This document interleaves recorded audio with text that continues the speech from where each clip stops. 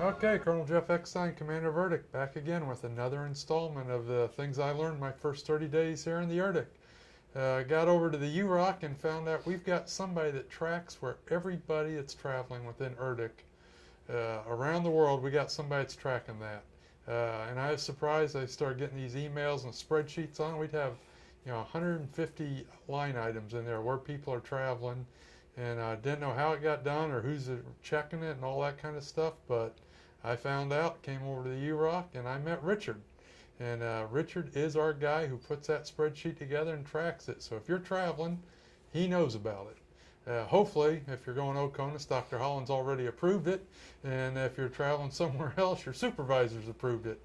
But if those two people don't know, Richard does. And you're going to end up being on that spreadsheet. But Richard, why don't you tell them about how you do that? Yes, so what we do is we utilize a couple of resources. We utilize the CFMS, the CEIS website, AORs, of course, notifications from the labs.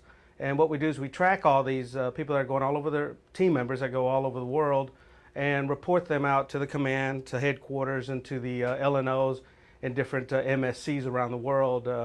Mostly to track for situational awareness. Anything comes up, everybody knows about it, and we always know where someone is at all times. We do this for all MSCs, and primarily another different report for CENTCOM as well, because since we have quite a few that go over in support of OCO missions overseas.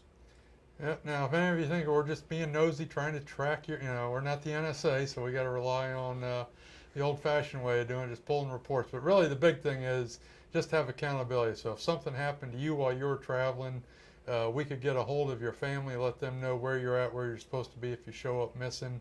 Or if something happens while you are traveling and your family back at this end wants to get a hold of you, we'd like to be able to facilitate that. So we're really not trying to spy on you. We're just trying to make sure we have good contact and we don't lose anybody out there. So where's probably the most interesting place you've had to track somebody going to? Well, it's really interesting. We actually have people traveled probably over 60 countries.